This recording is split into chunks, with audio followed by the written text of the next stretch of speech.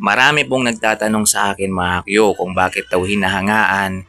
Iniidolo ko po si Elias JTV.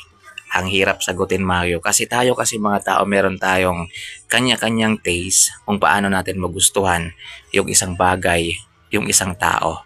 Ako kasi mga Kyo yung nagustuhan ko po talaga kay Elias JTV mga Kyo ay yung pagiging humble po niya, yung pagiging mabait po niya at yung hindi po siya nagbabago kung ano po siya nung umpisa, nung nagbablog po siya, hindi pa po siya sikat masyado, ganun pa rin po siya hanggang ngayon, Makyo.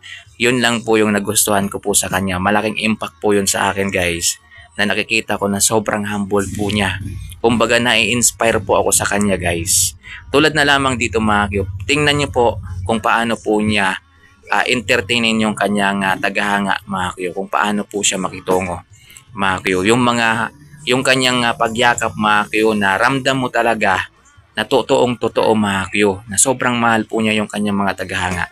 Kasi sabi nga po niya Makyo, kung wala yung kanyang mga tagahanga ay walang Elias JTV. Totoo nga naman Makyo. Kasi nakikita niyo naman sa panahon ngayon, ang dami pong biglaang sikat Makyo, tapos biglaan din pong nalalaos kasi nga nagpadala sila sa kasikatan Makyo. Nakalimutan na nila kung paano sila dati, nakalimutan na nila yung pagiging humble. Pero iba po si Elias JTV Makyo.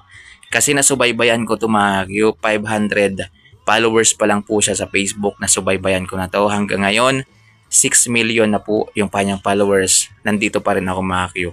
At nandito po ako ngayon sa YouTube para yung hindi halos nakakapanood sa Facebook ay makita ninyo kung anong klaseng tao si Elias JTV Makyo. So yun lang po talaga Makyo yung masasagot ko po.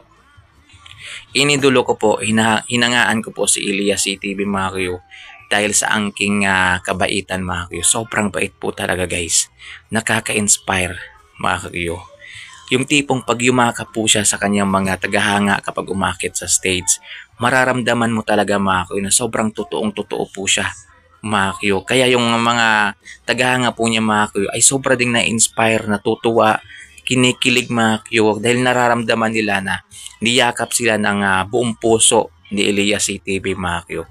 Ito Makyo, panoorin natin ha. Pansinin nyo to Makyo.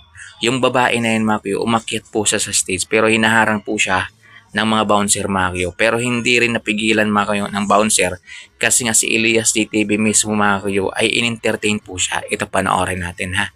Panoorin natin Makyo kasi napakaganda ng moment na to. Kumakanta po siya Makyo, umakyat po yung babae. Ayun, muntik pang natumba Makyo yung babae. Buti na lang nahawakan ng bouncer at ni Elias JTV. Agad-agad yumakap yung babae Makyo. Gusto siyang paalisin ng bouncer kaso ayaw po niyang umalis Makyo kasi sobrang hangang-hanga po siya talaga kay Elias JTV. Pansinin niyo yung yakap na yan Makyo. Grabe guys.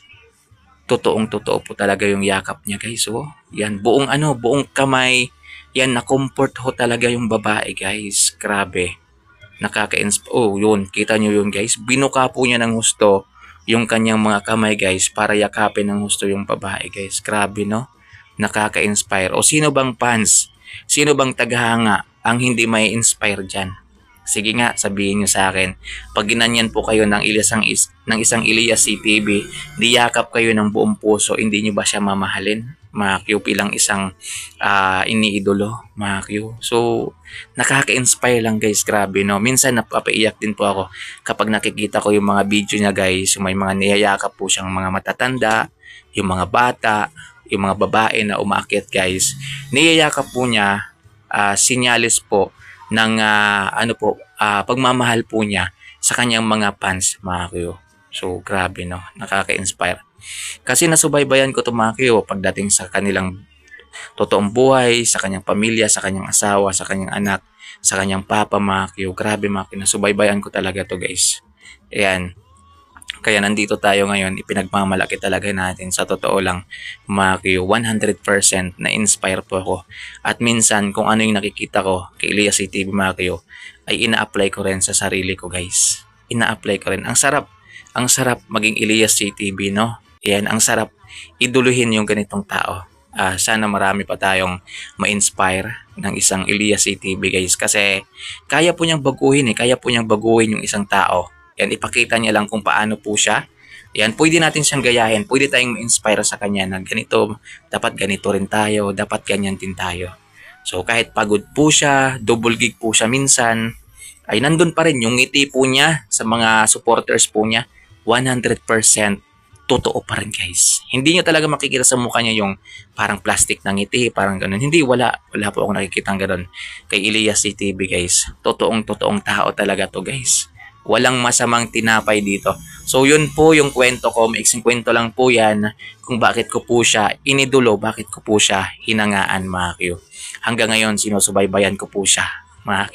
Grabe, yan, sobrang na-engage na po talaga ako kay Elias JTV mga Q. So yun lang guys, maraming salamat sa panonood. Ikaw, ikwento mo rin kung bakit mo hinangaan si Elias JTV. I-comment mo lang dyan sa comment section guys. Yan, para mabasa rin ng ibang tao.